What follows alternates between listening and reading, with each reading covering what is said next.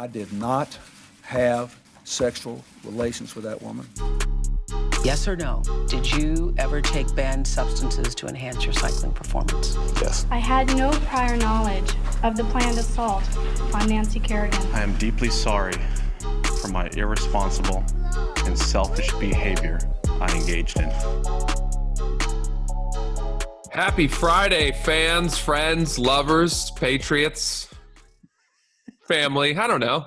It's Francis Ellis of Oops the Podcast, joined as always by Giulio Gallerati. G, good day. Dude, back-to-back solid intros for you. I like really knocking them out of the to park. not know what I'm talking about and then see what happens. There you go. Buddy, I'll tell you, I'm coming at you live from my apartment in New York City. Wow, welcome back. It is, thank you. It's not welcome, though. It's not a good situation. I don't like it here. How do you feel about it? I don't feel like this is my home anymore. Like the apartment or the city? Both.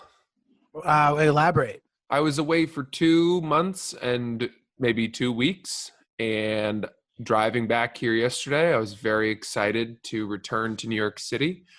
And the moment that we came through the bridge or the tunnel, or I don't even remember how we did it, I started to get kind of spooked. I find it very spooky here. You came in last week, so this is not news to you. Right. It was definitely spooky. Nobody's happy here. Nobody is, and it's not as if people in New York ever really were, but I was going to say. Everyone looks at you with suspicion, with their guard up. Mm-hmm. It's as if you're walking a very dangerous dog breed at all times. And, I had to run out this morning to move the car because the parking laws, I got so much. I just feel like so much has happened in the last 16 hours since I got here, even though not much has. Right. First of all, I forgot to run the dishwasher and unload it before I left. Oh, no. Which means my dishwasher looks like the inside of a horrific butthole. Oh, my God. That is horrible. Caked in mold. It looks like it looks like the Upside Down. Yeah. Yes, exactly. Jesus Christ, bro. Well, will running it kill all the mold? No, we read that you got to kind of soak things and then put them in and run it on a violent cycle. Jesus Christ. Highest high-powered situation. So, violent cycle. Yeah, that's what's happening. The whole place, I mean, we left in a rush, so there are boxes and crazy things everywhere. The reason we're back is because I have to move my girlfriend in this weekend. She's moving in. Damn. Which I don't think there could be a worse time for her to move in. Well, I would also argue that maybe there couldn't be a better time. You might actually be able to double park. What do you mean? Like parking and moving will be much easier than it typically is. I suppose that's true. But you think that. I think alternate side parking and the parking laws have been suspended in all of this. And so cars are just camped out in their spots. Is that true? Yeah. Holy shit. And I know this because last night I looked for a parking spot for a full hour and 15 minutes, just going up and down the streets. And at one point, I saw a guy pulling out of a space, and he was near a fire hydrant, but not so close. And right. I'm not a driver of New York City. I'm not an Uber driver. I'm not a taxi driver. I don't know how this stuff works. Right. And so I said, hey, do you mind, can I take that spot? And he said, sure, I think it's fine. And I pulled in, but I wasn't sure because of the fire hydrant. And I pulled in, and some dude wearing a lot of leather was walking by with his mask on. And I said, hey, buddy, do you think it's okay if I park here? And he goes, looks like a hydrant. And I was like, oh, but do you think I'm too close? And he goes, looks like a fucking hydrant. And then just kept walking. Oh, my God. And it was in that moment that I was like, okay, New York, I don't know. I just don't know if this is where I want to be. Well, I think it's 15 feet, right? 10 or 15 feet or something? What is it with you people? What are you all, fire hydrant aficionados? Everybody's but- been telling me that. But How do you know I that? park on the street. I park a lot in the city. It's a pain in the fucking ass. Is there no No yellow line. There was no yellow No, line no. painted on the sidewalk, which I was looking for. That's not a thing, I don't think, in New York, dude. I've seen those lines before. Oh, really? Well, yeah. can't you park? So let me ask you this question, though. If you park on the avenues, are they still enforcing parking meters on the avenues? Dude, I don't know. Let me tell you Because something. I didn't get a ticket the other day. I parked on the avenue and it ran out before the time where like I could get a ticket and I didn't get one. So I wasn't I sure. don't think much is being enforced in the way of parking or street wide. You know, the street cleaners are all gone. They've all gone to their Hamptons houses. They're all bungalowing down with their children, those street sweepers. So I don't think anything really is in effect right now. And I even saw two gay dudes. Oh, it was good to see gay guys again. I have to say that was the one bright spot, you know, just guys. They're all going to these bars and getting these takeout cocktails. I saw a flock of them. Oh yeah. And they were walking around looking all fit and happy. And so that was uplifting. And I saw two guys on their stoop drinking a cocktail in a to-go cup. And I said, you know, do you think I finally found a different spot. I said, do you think this is okay? And one of them was like, buddy, the DMV is closed. It seems like it would be unfair for the towing people to close, you know, to come after you if you can't even do anything with your car or something. I don't know. Yeah, it's true. So I don't think many of the laws are in effect right now, but I'm kind of rolling the dice because I'm in a spot that says no parking allowed between, you know, Monday and Friday from 7 a.m. to 4 p.m. Right. But who knows? Well, whatever, dude. Welcome back to the gayborhood, man. Oh, it's good to see the gays. They were very encouraging, but New York itself feels more standoffish and more suspicious than ever before. Mhm. And the streets are deserted. There is nobody, you know, this is not a let's come together moment. Let's rally. It's not like post 9/11 where everyone was nice to each other. It's people are afraid they're going to get looted by everybody. Right. You know, I'm walking out of a car with a fucking bag of golf clubs and everyone's looking at me suspiciously. It's like, I've got golf clubs. Relax. Right. I mean, dude, I'm sure that they're like, I can't imagine them being suspicious about you with your golf clubs. Like, you think that they think you're going to like start looting their apartments or something? I don't know. Maybe they think I'm looking for my ball. And Maybe. You know, Yeah. So, so it just feels weird. It doesn't feel like home to me. There's no, Right. I'm not thrilled to be here. You know, I'm in my apartment. The podcast studio is waiting for all of us, but we're not all going to come back together to record there. All the things that I love about this place are not here, are not available. Right. It sucks. Restaurants, my gym, comedy clubs, you guys, my friends. I hit up a couple people to see if they wanted to come hang in the backyard at a safe distance, and everyone's saying like they're either out of town or they're leaving town tomorrow, and nobody wants to do anything. And so, dude, how, you know, do you think NYC comes back from this? Like, Of course, eventually, you know, it's going to be the last one to come back. And it's just funny, man. A couple of my friends are on a road trip and they're in Myrtle Beach right now. And they are just like, it's as if this never happened there. yeah. And I, you know, and I'm hearing that there's like spikes of the virus, blah, blah, blah, whatever. But like that, even though, you know, it's controversial of them to be doing it.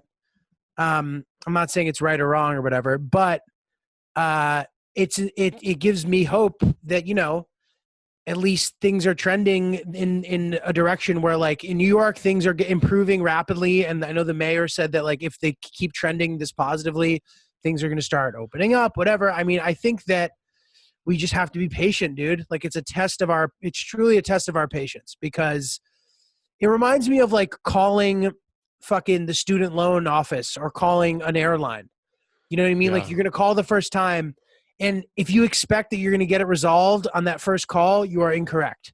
It might take 5 calls. And eventually you will get what you want if you keep calling. And I think that this is a similar situation where eventually it's going to be normal. We got to make the best of it. Silver lining, you know what I mean? There is something nice about this new schedule that's just inevitably not as full. And, try to embrace it as best we can. It's funny. I said this the other day. I was like, God, this fucking sucks. I was like, I feel like I'm wasting my prime years as a man. And everyone made fun of me, but I feel like that's true. I stand by that statement. Like, these are my prime years, dude. Yeah, I mean, I feel that's how I feel just being in a relationship. But, it is what it is. Well, dude, I'm sorry. It's been such a bummer, man. I think that there's reason to be optimistic about the future, though. I'm going to give it more time and more of a chance. But I also feel that anybody who has been here for the past 2 months and is just gritting it out, I don't know how they're doing it. Well, dude, I think they're used to it.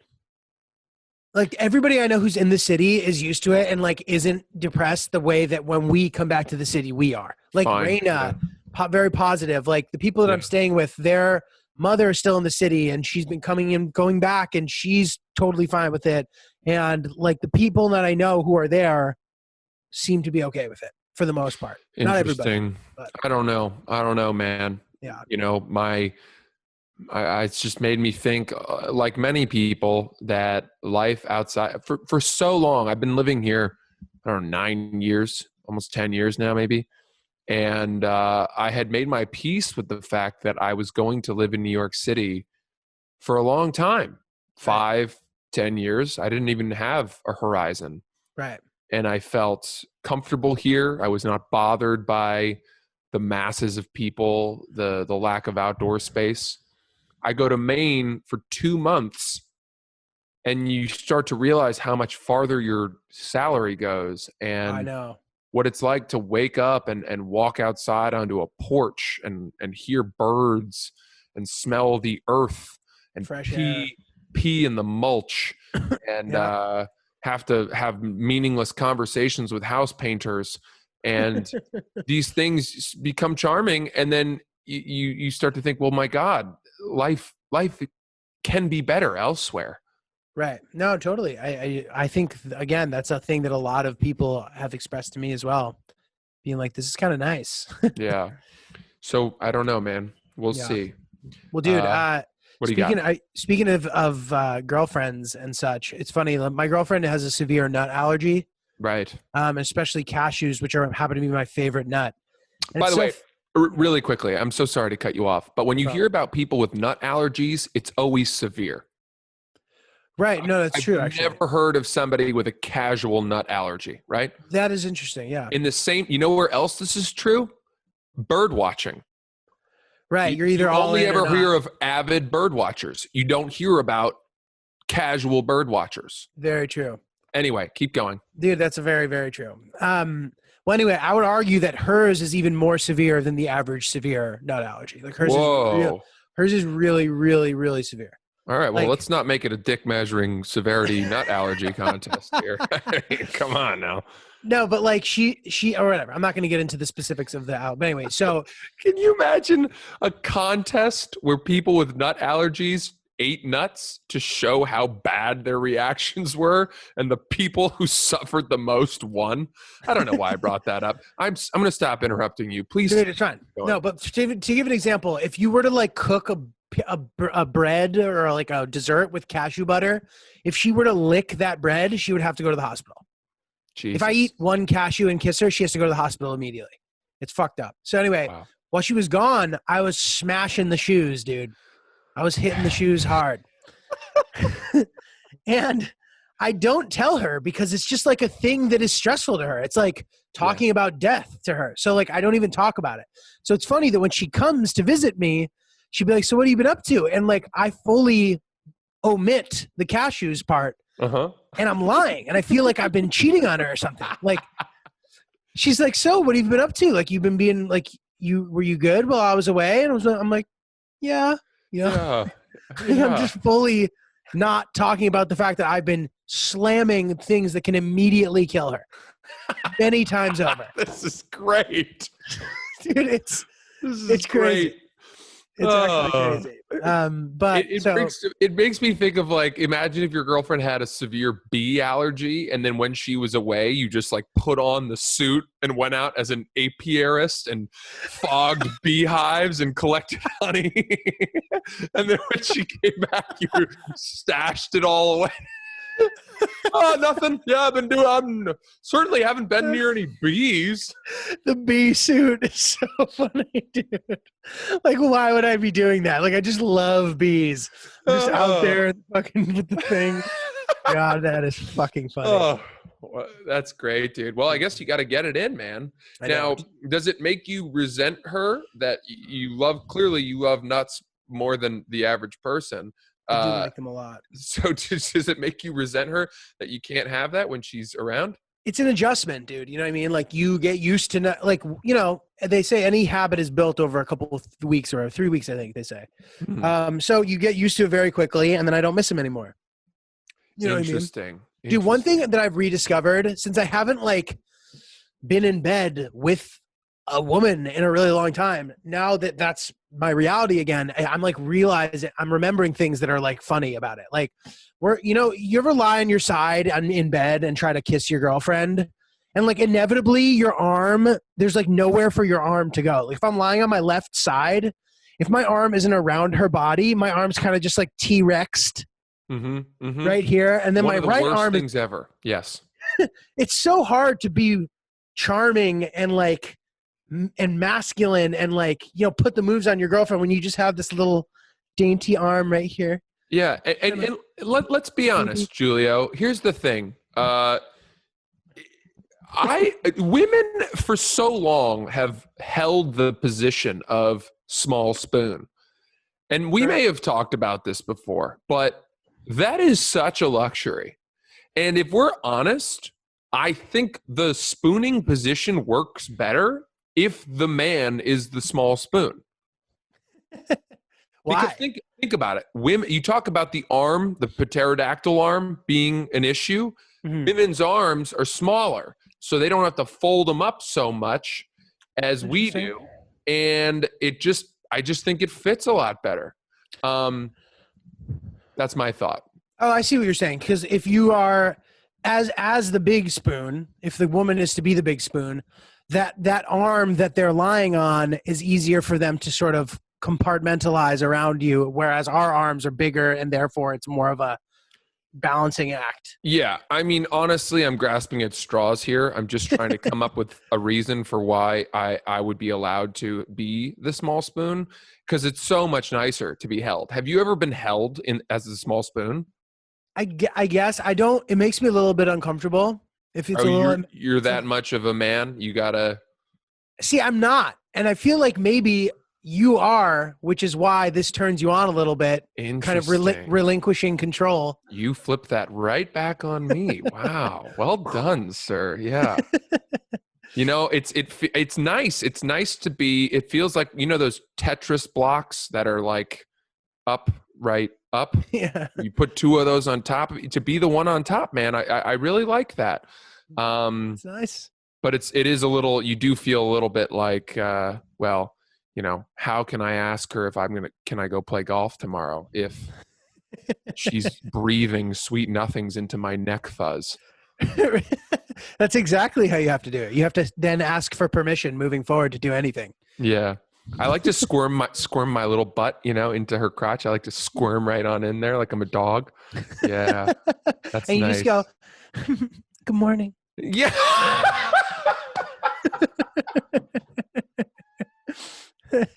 We always ask each other, how'd you sleep? You ask that question every fucking morning.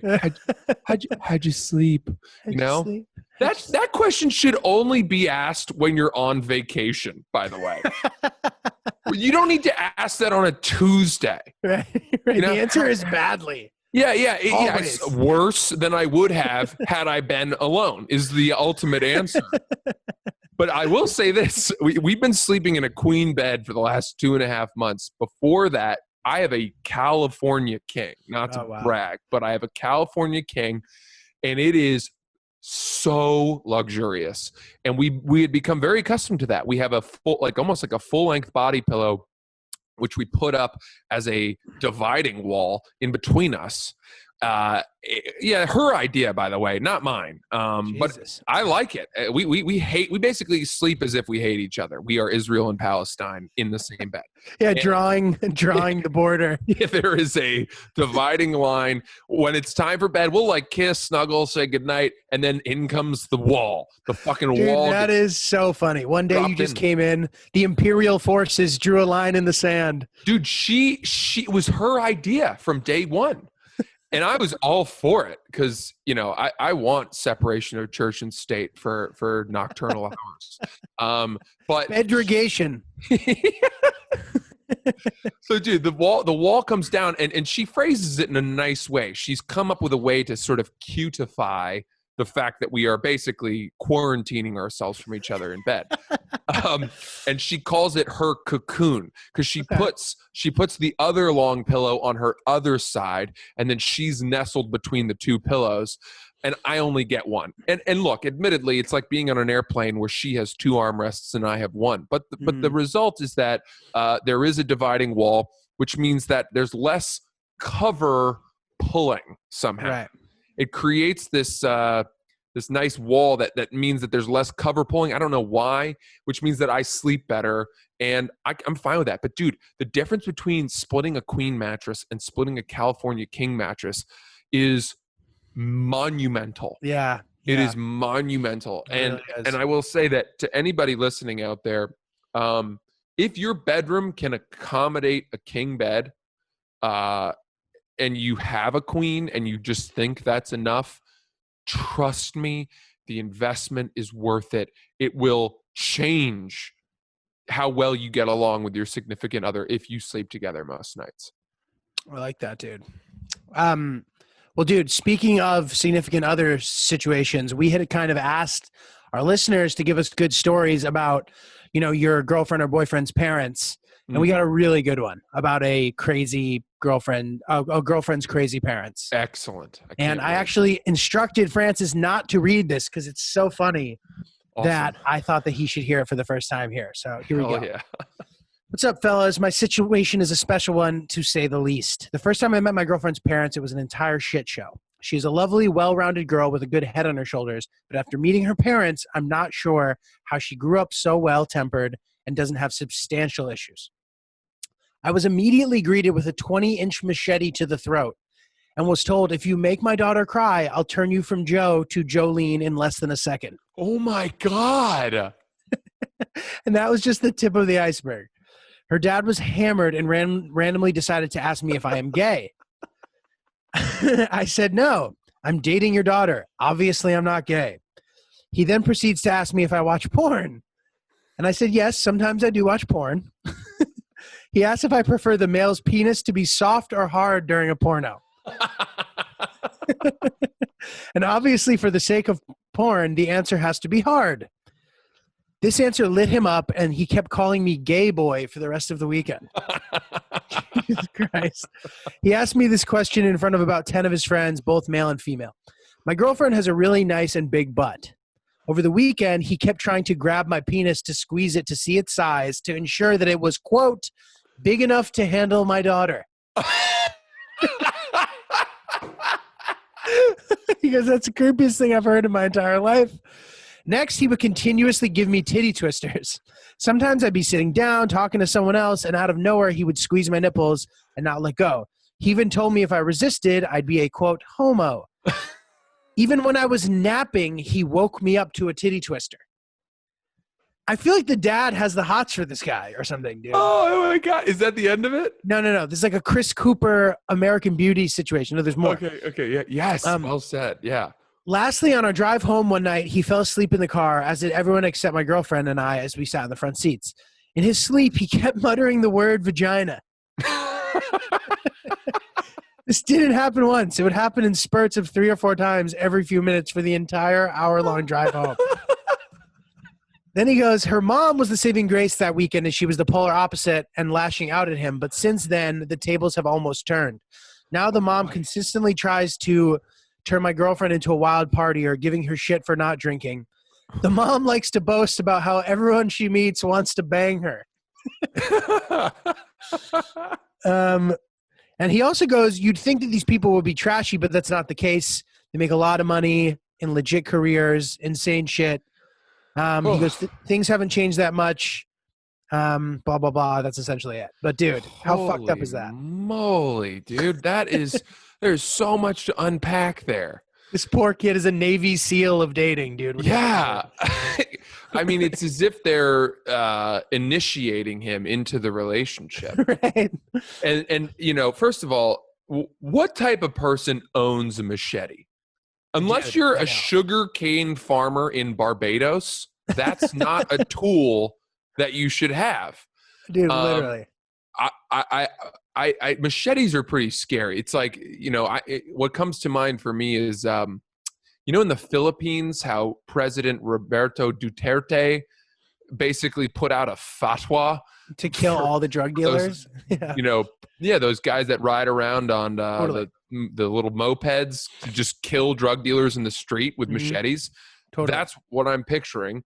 And then, or like the Eastern Congo. Yeah. Totally, bro. Yeah, a lot of machetes are fucked up. Yeah, it's a tool that is used to sever testicles before you stuff them in the victim's mouth as a message. Oh my God. Jesus. Yeah, shouldn't have gone there. Didn't need to. Shouldn't have gone there. Happy Friday. But that's what I'm thinking of, the old ball gag. It's an old Native American trick. Good old fashioned trick. For leaving a message. Jesus Christ. Dude, fuck up. But to your point, I get the same exact sense. Something tells me this dad was not asleep when he was muttering vagina, vagina, vagina, vagina, vagina, vagina. That is him masking, like I would do that too if I were trying to convince everyone around me I wasn't gay. Totally. And also, if I had a husband who didn't want to bang me, I would consistently be talking about how everyone I meet wants to bang me, like the mom was doing. Exactly. What kind of adult man in this day and age calls dudes homo? Right. Totally. While talking about his daughter's ass that needs to be filled by a significant manhood. What the fuck, dude? That part. And he keeps grabbing the guy's junk. Dude, this story might get me in trouble. We have a friend. I don't even know if I'd call him a friend. He's just like, well, he's friends with some of my friends, but everyone has kind of mixed feelings about this guy. And he goes around and does this. He goes wiener grab, and then he grabs your dick. I hate that. I think sack taps are one thing where you like just knock people with the back of your hand, which by the way, all of this should not happen. Fuck you. Fuck you. That's just bullying. I hate the tap too. I don't like anybody who inflicts pain on me and thinks it's cute. Which brings us to the titty twisters. Do you know how painful titty twisters are? My manager used to do it to me, dude. What kind of a monster grabs your nipple and twists it? It's so annoying. And it's worse? Half the time they miss, and then they just pinch the tight skin of your pectoral, and that hurts more. I absolutely hate titty twisters. I think that if you do that to somebody, the person there that you're doing it to has all the right in the world to punch you in the face. Absolutely. That is an act of war. You are not, it's not, just because it has a funny, cute name doesn't negate the fact that you are hurting somebody. You are provoking violence. I'm so sick of because I went to a Jesuit school for 1 year, and you'd walk down the halls and all the dudes would do that. They'd shove you into lockers and laugh. It was straight out of a Disney Channel TV show. Was it an all boys school? It had been all boys for like 75 years. 3 years before I got there, they had gone co-ed, but that still meant, the toxic masculinity was pervasive. And totally. even in my class was the first class that was 50-50 boys and girls, but everyone ahead of that, the first year was like 15% girls, 85 boys. Then it was like 25-75. So the school was at least 70% male still. Right. and guys calling each other fag and whatever. But really, the physical harm was the thing. Getting wedgies. Meanwhile, I'm 6'3", and like the guys that were giving me wedgies were upperclassmen. And then one time I like punched a guy in the neck because I didn't know what else to do, and I didn't even know what I was doing. I was just in so much pain. And he was like, "What the heck, man?" As if that wasn't in the bounds of an appropriate reaction. Fucking dance that we were doing. And it's like, I've never been that guy. I've never thought it was funny or harmless, boys being boys, to twist someone's nipple off. Yeah, dude, it sucks. It's funny. Any gathering of men for an extended period of time just like inevitably starts to become homoerotic. Yes. Whether it be prison or all boys school. Like my friends went to boarding school who like when they'd be like, "Oh yeah, dude, we used to suck each other's dicks. It was hilarious." I'm like, what? Like, not actually, but like essentially, like stories that are like very close to that. Dude, you'd hear stories about boarding school kids, like the hockey players, sticking a bottle of conditioner up a rookie's asshole and squirting it. And you're like, I've never had that instinct in my life. Right. I'm not trying to Pantene Pro V the insides of someone's rectum. For fun. Yeah. Right. It's insane, dude. Anyway, the problem, though, Giulio, as far as bullying, is that I think it's morphed away from what we've discussed, and now it's all gone online. Oh, and right. That has a far deeper, more psychological harm to kids, which, leads to like suicide and lack of self-worth and much darker shit. Right. And the girls are really bad about it too. And we talked about the burn book famously from Choate, which was like a Facebook page where these girls just went on and on and on about talking shit about their classmates. And I don't know. It's pretty vile, dude. Private conversation, though. Wasn't intended for people to see. I don't know if that excuses it. I mean, bro, I say insane shit to you, but it was only intended for you. You know what I mean? Like that was a private message. Fine. I guess you're right. Yeah. If it never sees the light of day, maybe it's not that harmful. Totally. But you better keep that locked down. Raina and Ashley and I were talking about this. Our phones are nuclear reactors. Totally. If anyone ever got my phone and went through my text messages, my life would be over. Totally. Talking about all my best friends to other, you know what I mean? Like, I love them all, you know what I mean? But totally, it's not meant to be seen. Yeah. Absolutely, dude. Fucked up. Well, anyway, we covered a lot of stuff there. So this guy, man, I mean, props to him for staying in the relationship. It sounds like he's sticking it out. Yeah, good for you, dude. Good luck. But Joe, still Joe. Maybe sounds like her ass is just that worth it. I don't if the dad is acknowledging it. Oh yeah, the kid, he said at the end of the email that he put the dad in his place. He didn't really specify, but I hate the idea of a situation where I need to like shank the dad to prove that I, you know what I mean, to get him off my back. Like that sounds terrible, bro. Or you got to stand up to him to earn his respect. Yeah, absolutely. Fuck that. What sort of dad do you think you'll be? Let's say you have a daughter, Not that kind of dad, dude. All right. Well, let's say that she's in 8th grade. This is your little girl. Not too long ago, you were pushing her on the swing set to her cacophonous giggles as her little pigtails flounced and bounced in your face. And, you'd hold her up in the pool and she would giggle with delight. And now all of a sudden it's 8th grade and some boy named Tyler arrives at your doorstep and he's wearing 2 polo shirts with the collars popped, one inside of the other. And he's like, I'm here to take your daughter to a movie. Dude, hilarious. And what are you gonna say? And suddenly my mind goes from her pigtails bouncing to her adult breasts that have grown overnight bouncing in Tyler's face in the back row of the movie theater. And suddenly... And you just grab them and twist them. That's what you do. I mean, dude, listen, I would try to size this kid up. Bouncing in the back of the movie. Dude, it's fucked up. I mean, it's a fucked up thing to think about, man. I like to think that, I will, obviously your daughter is going to experiment and stuff, hopefully, so that has kind of like balance in her life and that she doesn't go away to college and immediately get alcohol poisoning because she's going wild. You know what I mean? Give her some room to grow and explore and fail and whatever. But, of course, I'm going to have to kind of talk myself into a good mindset, I guess, before, especially if she's hot, dude. Yeah. You know what I mean?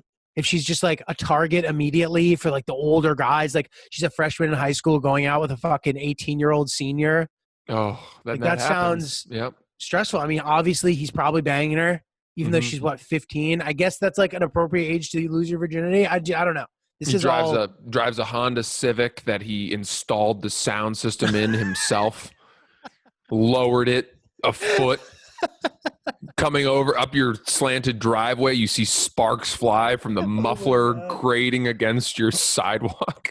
Oh my God. From the air intake that he installed. And it's a mix of like, and of subwoofers. Just blasting hip hop. The glass in the back shakes because he's got subwoofers the size of dinner plates. Your poor daughter comes home yelling because she's deaf. Oh my God, dude. Dude, I'll tell you this. It's stressing me out. I know. But let me tell you this. I have decided that I would rather have a girl than a boy. Why is that? And I think I'd probably like to have both, but I'd like my first child to be a daughter. Interesting. This is a big switch by me, by the way. Oh, really? You used to feel the other way around? I didn't really have too much of a dog in the fight. I've been riding Peloton so much that I think my sperm count has plummeted, and I don't even know if I'm able to have children anymore. But seriously, I don't wear bike shorts. I don't wear those padded diaper things. So I'm just crushing my swimmers. But one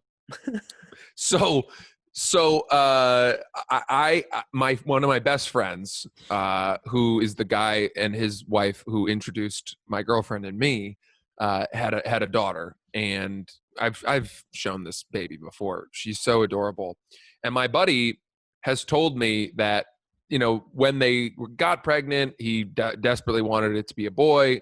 Then when he found out it was a girl, he was a little bit bummed, but whatever, got over it. And then when the girl came out, it was an instant moment of euphoria, of complete thankfulness, was so happy.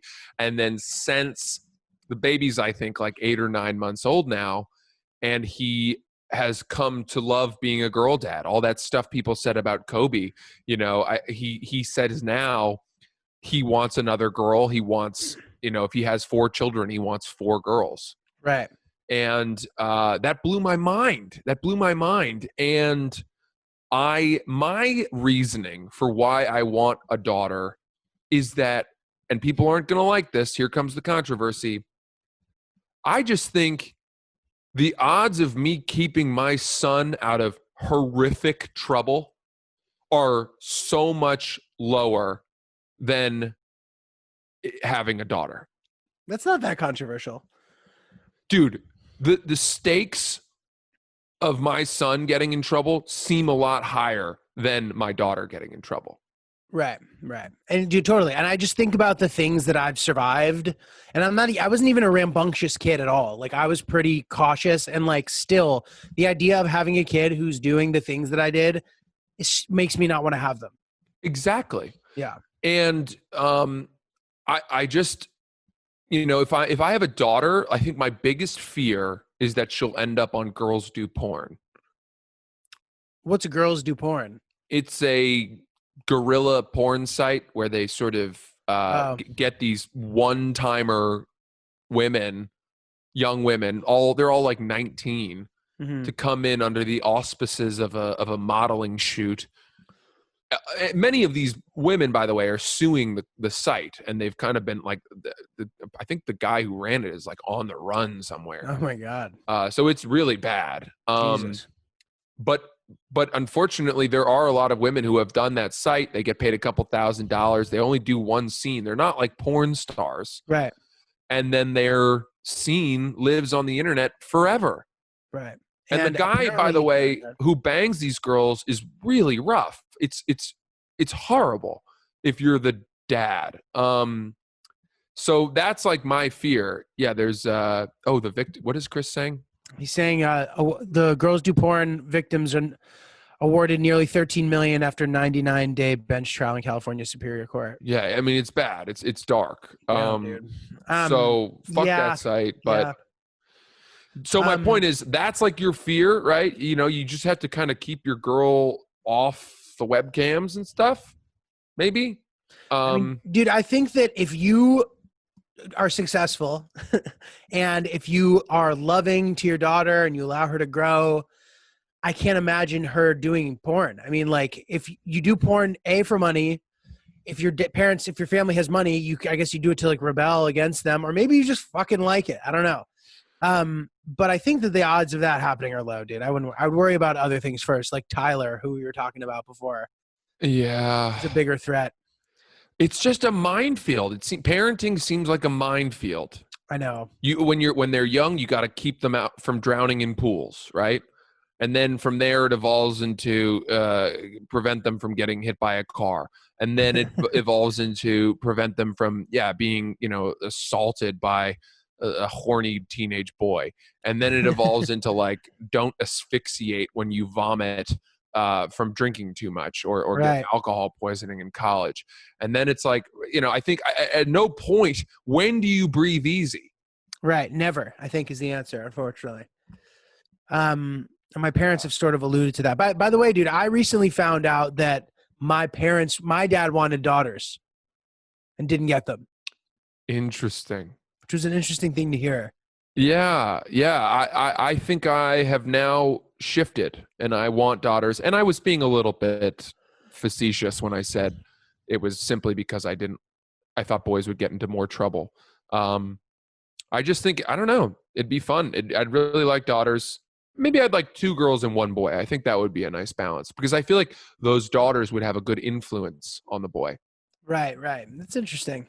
That's probably true. I mean, I also think about this, like, I think that the difficult age for boys comes before the difficult age for girls comes. And like, I'm not looking forward to like making all the sense in the world and trying to explain it to them and them not understanding and telling me they fucking hate them and me just being like in my head, but I love you. Like, I just want you to be like, trust me. Like, I know what I'm talking about. Like, I've been there. You think I don't know, but I do know. And like, right. What the fuck, dude? It seems like look at us. A disaster. We're so stressed about parenting and we're not even in the game right now. I'm like not even close to being in the game. Let me ask you this. Uh-huh. Say, I mean, this might be too personal of a question. You don't have to answer. But if you and your girlfriend had an unexpected pregnancy today, yeah, would you just have the kid? It's a great question. You don't have to answer. And no. I'm very, very happy to answer this question. The short answer is, obviously it's up to her in my mind. Good. If she wanted to have it taken care of, I would support that. And if she was adamant about having it, I'll say this. If she was like, I really want to have a kid, or I didn't think I wanted to, but now I really do, I wouldn't be terrified. It wouldn't read as a mistake in my book. Right. I've been dating my girlfriend for almost 2 years. We're moving in together this weekend. This would not be a holy shit, I can't believe how risky I was, how stupid I was. Right. Right. It doesn't require a life overhaul necessarily. Right. I think that both of us know we're not planning to have a child for probably another couple years. Mm. And so the question becomes, would we advocate for taking care of it, I guess, to preserve a few more years of professional development, the ability for us to travel together as a young couple, those would be the concerns. Not in any way would it be like, we don't want our friends knowing that we had a shotgun wedding, or there would Totally. be no worry about the optics, Right. Totally. any of that, because we're pretty secular people, and I think that's the big part of it. But I don't know. What about you? I think that and you brought up a good point. Like, of course it comes down to, what she would want to do. And I'm not going to like, I'm not even sure if I fully know how she would want to handle it. But I know that if she came to me and was like, I would like to have it, I would be fine with that. And Yeah. I would step it up. Like, I don't think I'm necessarily ready. They always say you're never ready. So I take that into account. And I think it would be an exciting, maybe new step, but I agree with you. It would be nice to sort of enjoy a few more years of being a young couple and traveling and being dynamic and career growth, all that stuff that you said. So it's not like a daunting thing at all, but I think that I'd be willing to consider different options. So. Yeah. I think honestly, out of respect for my girlfriend's career and where she's at, I would think we probably aren't ready to do it, but I don't know. I hadn't even thought about it. Like, we both knew that we had the conversation when we first started dating, of Right. like, if we got pregnant, what would we do? And she said, I'm not ready to have a child, period. Amen. And so that was our understanding. But I think you get to a point of comfort where you feel insured in the longevity of your relationship, where you start to envision the person you're sleeping with not just as like a sexual partner, but as the potential mother or father of your children someday. And once those images start popping into your head, the whole game changes. Totally. But it's a fascinating question. I mean, I certainly hope we haven't. I know it's a sensitive topic and all that, but I think we answered that about as bureaucratically as possible. But honestly, also, or not bureaucratically, but pragmatically as possible. Right. Totally. Yeah. Totally. Wow. Well, this was great, dude. Any other final thoughts? Anything you'd like to add? No, dude, nothing too substantial that wouldn't get us off on a whole new route. And I want to give you guys your Fridays. So yeah. Well, thank you for listening.